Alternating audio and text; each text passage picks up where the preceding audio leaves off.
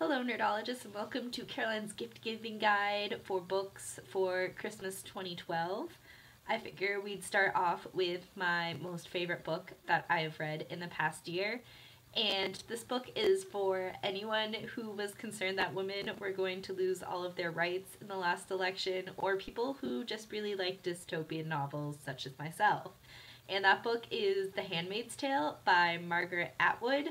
This book is kind of old. It was written in the 1980s, but it's still really good and really relevant to our society, and it takes place in a futuristic America where women have lost all of their legal rights, and a lot of the women are infertile because of environmental problems, and so those that are fertile are basically sold as slaves in order to get pregnant, and women aren't allowed to go anywhere by themselves. They're not allowed to have their own money.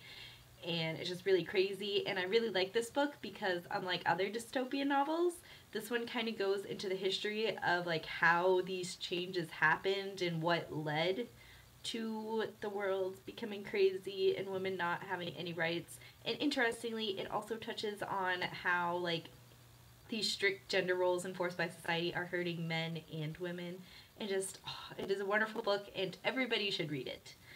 My second book recommendation is for those of you who like books such as The Fault in Our Stars.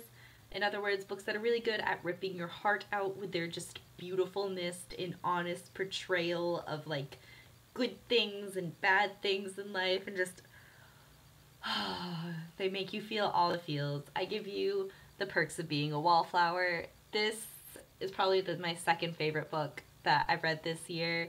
It's pretty short, but it's very in-depth, beautiful use of words, just all the feels. I have no words for this book.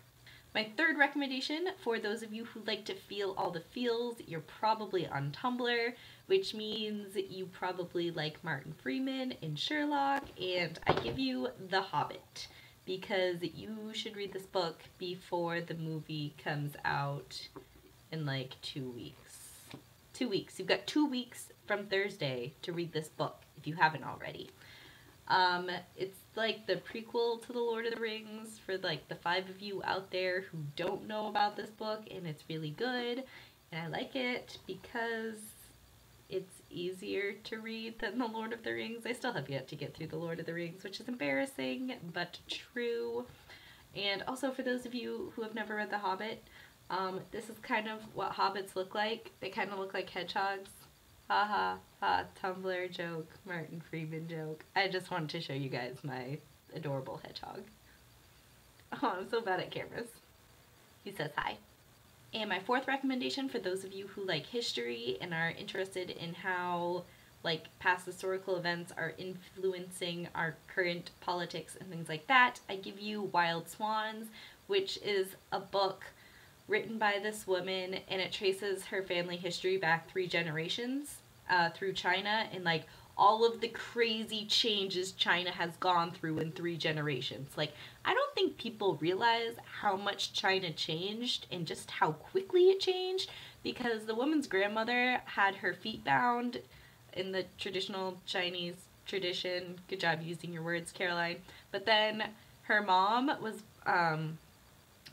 married during the Cultural Revolution, and that really encouraged more equal gender roles, and so she ends up giving birth to the author's brother, and then has to go on a 10-mile march the next day, because we don't make exceptions for women because we're all equal.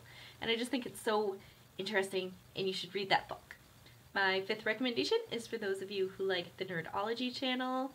I would suggest reading Michelle's book, which is something I still have to do. I own the book, so that's an important first step. Now I just need to find the time to read your book, Michelle, which I'm really looking forward to.